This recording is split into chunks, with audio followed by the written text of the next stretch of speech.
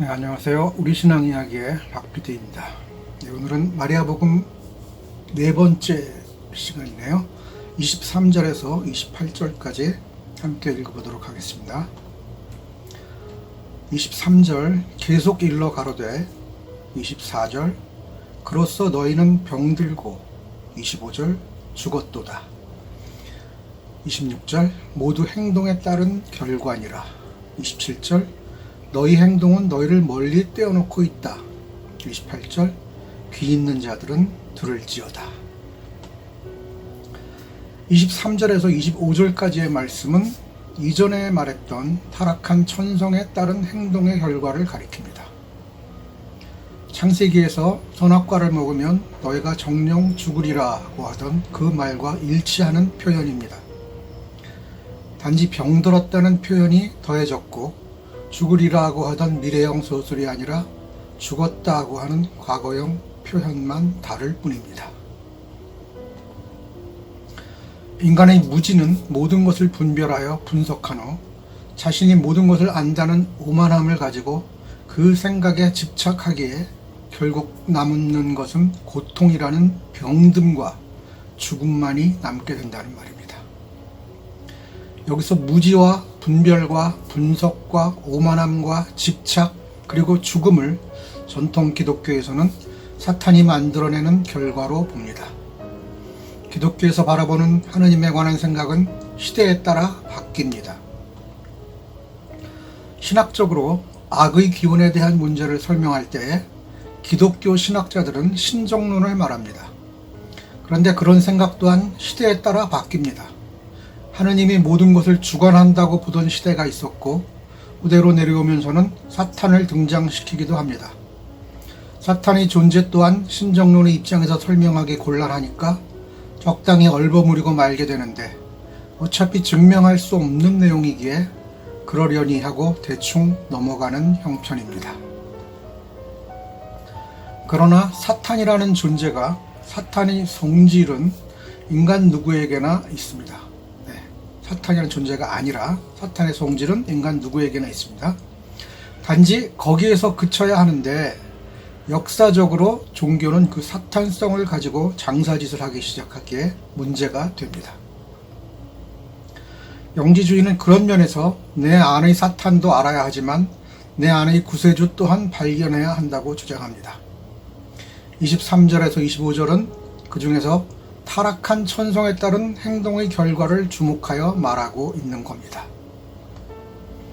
창세기에서 말하는 죽음이 물리적 죽음을 가리키는 말이 아니듯이 여기서의 죽음 또한 마찬가지입니다.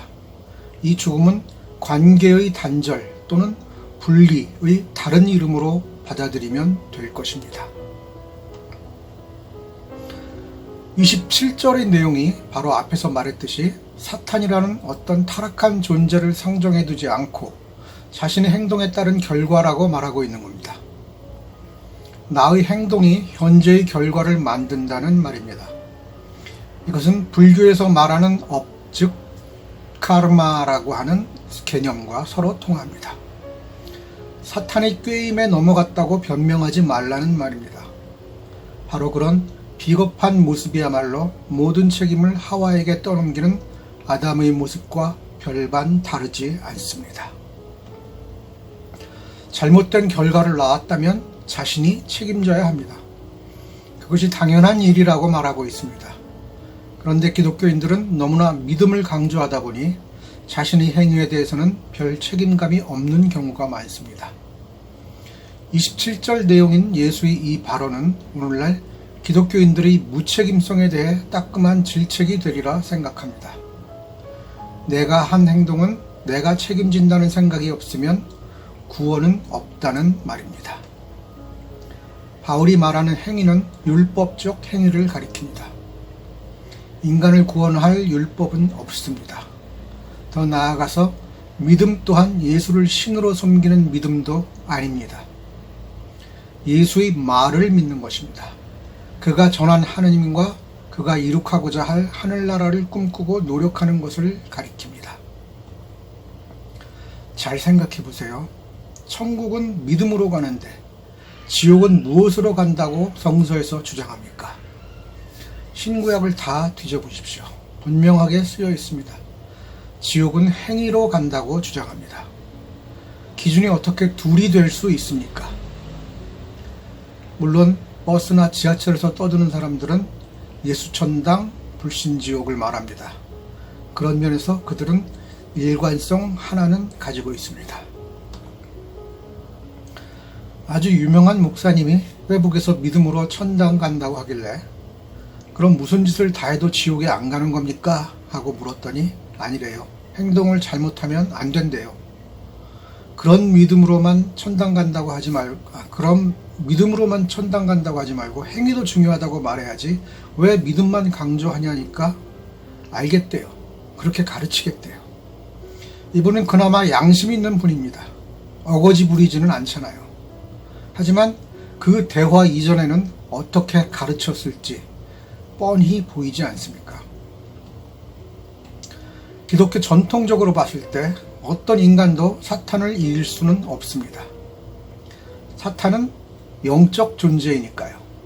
물론 영화에서는 기도나 십자가를 가지고 사탄을 쫓아내는 경우가 있지만 그건 영화일 뿐이죠.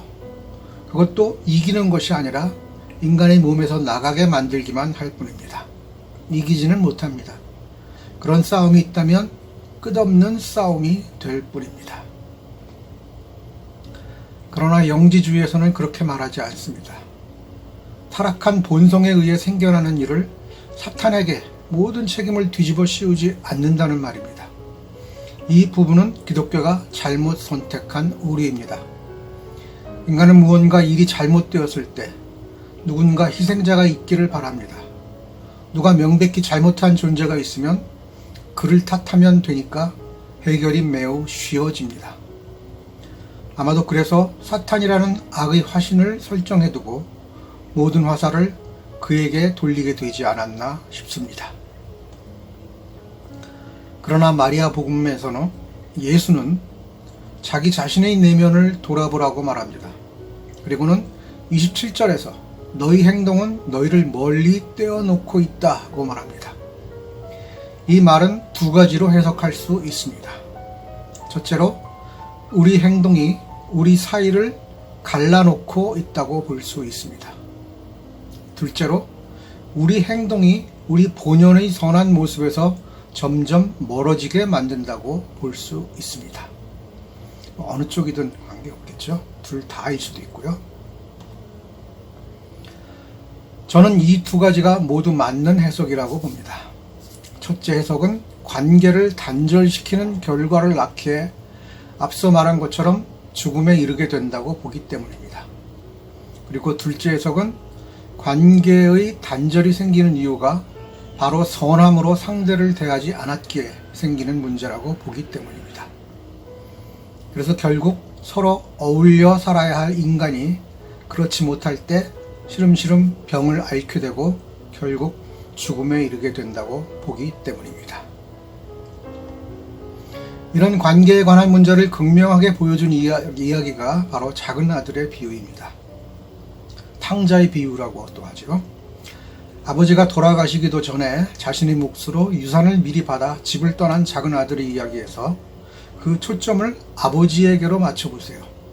그 아버지는 작은 아들이 떠난 순간 이미 죽었습니다. 그러나 작은 아들이 돌아온 순간 아버지의 생명감 넘치는 환대를 생각해 보십시오. 그의 생명력이 느껴지지 않습니까? 생명과 죽음의 관계에 대해 깊이 생각해 보시기를 바랍니다. 네, 여기까지 마리아복음 네 번째 시간 함께 읽어보았습니다. 감사합니다.